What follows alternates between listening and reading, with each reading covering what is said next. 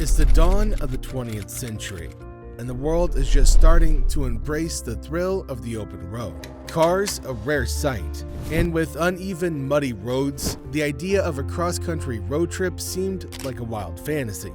But in the midst of the early days of the automotive industry, two French brothers, André and Edward Michelin, had a big vision, and in a stroke of marketing genius, came up with a concept that turned out to have a huge impact on two industries that were completely separate at the time. Join us as we deep dive into the story of how the Michelin brothers went from trying to find a way to increase tire sales to transforming the culture of travel and eating out forever. The brothers, André and Edward Michelin, were born in the 1850s and grew up in the town of Clermont-Ferrand in the Auvergne region of central France. André went on to become an engineer, while Edward displayed immense artistic talent. As the late 1880s approached, both brothers made the decision to go back to Clermont-Ferrand with the intention of taking over their grandfather's struggling agricultural equipment company. But since neither of them had any previous experience selling goods, they had no idea where to start. In 1889, the flat tire of a stranded cyclist who walked into their shop changed the trajectory of their company forever and became the foundation of the Michelin Tire Company. After noticing great demand for a better type of tire, it took Edward only 2 years to develop and patent the first detachable tire. This was a groundbreaking invention that made tire puncture repairs significantly more manageable. This marked an essential milestone in the evolution of tire technology. Even though the Michelin Tire Company set off to a great start, the overall need for tires was very low.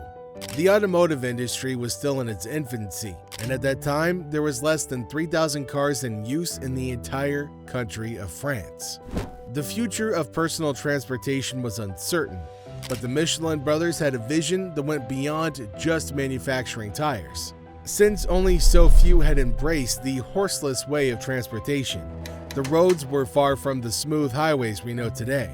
Roads used to be muddy, uneven, and ill-suited for the fragile automobiles of that era.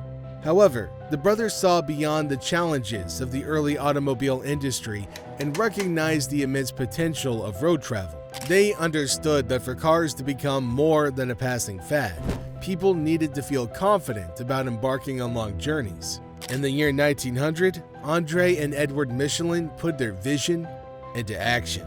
So, they needed to find a way to increase tire sales, which means to find a way to get more cars on the road, for people to travel more often, and a desire to travel longer distances, which would increase the usage and wear and tear, also leading to more sales.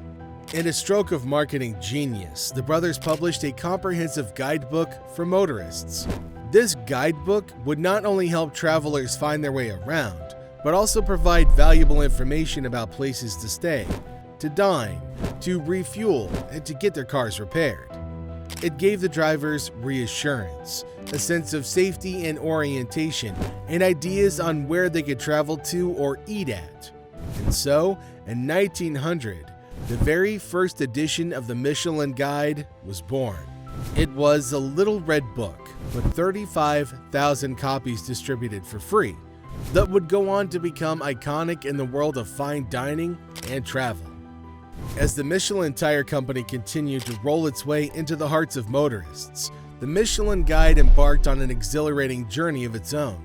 In 1904, it took its first international step by introducing a country-specific edition for Belgium.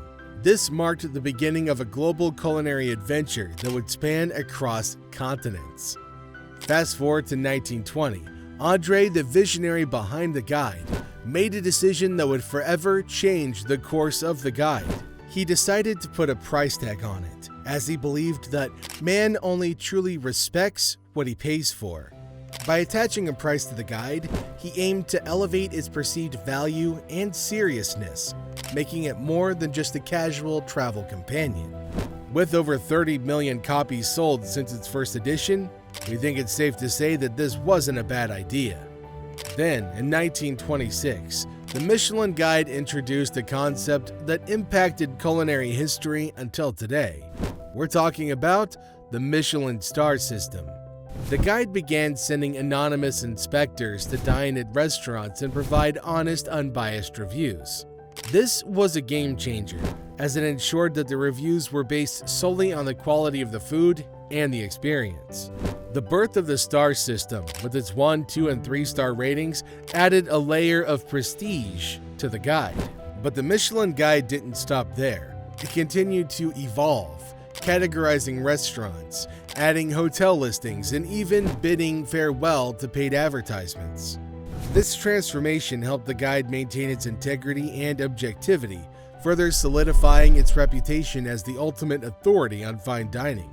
Then, in 1931, came the expansion of the star system to its present 3-star rating system, with each star signifying different levels of culinary excellence, with 1 star denoting a very good restaurant in its category, 2 stars meaning excellent cooking, worth a detour, and 3 stars representing exceptional cuisine, worth a special journey. The Michelin Guide had firmly established itself as the go-to resource for food connoisseurs seeking extraordinary dining experiences. In just a few decades, the Michelin Guide had transformed from a simple travel companion to a global culinary icon, setting the standard for fine dining and inspiring generations of food lovers to explore the world one Michelin-starred restaurant at a time. This guide has undergone a remarkable evolution that's nothing short of inspiring. In 1957, it introduced the Bib Gourmand, a feature that celebrated not just the Michelin-starred elite, but also those restaurants offering good meals at moderate prices.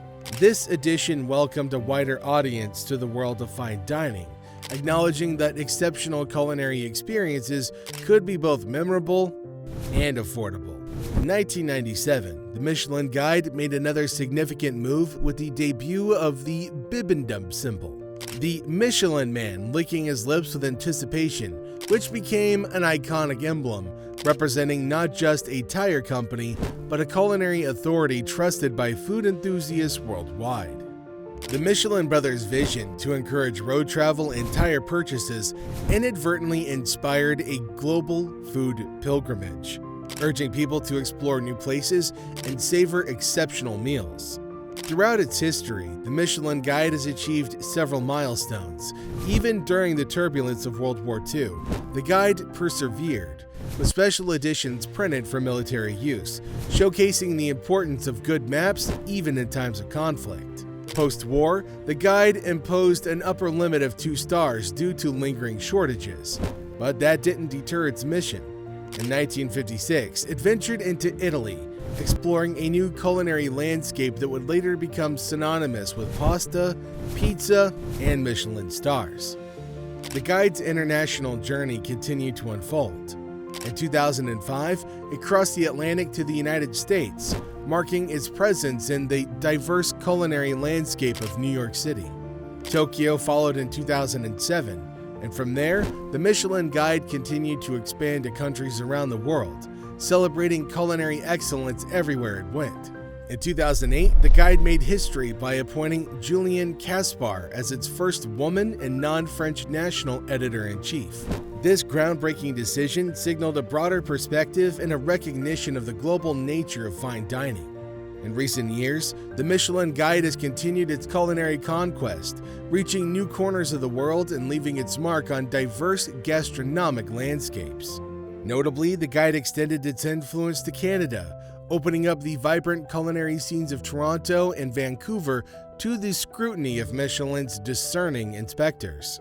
Meanwhile, in the sunny state of Florida, the guide made its debut, recognizing the Sunshine State's culinary excellence. From their humble origins to their global influence, the Michelin brothers have transformed the culture of travel and fine dining forever. As we turn the pages of this iconic Little Red Book, we're not just discovering restaurants, we're savoring a journey that inspires us to explore, taste, and celebrate the extraordinary. With a few simple marketing techniques, the brothers had an immeasurable impact on the automotive industry as well as our culture. So if you like this video, don't forget to subscribe to our channel and smash that bell icon as well so you get a reminder every time we post.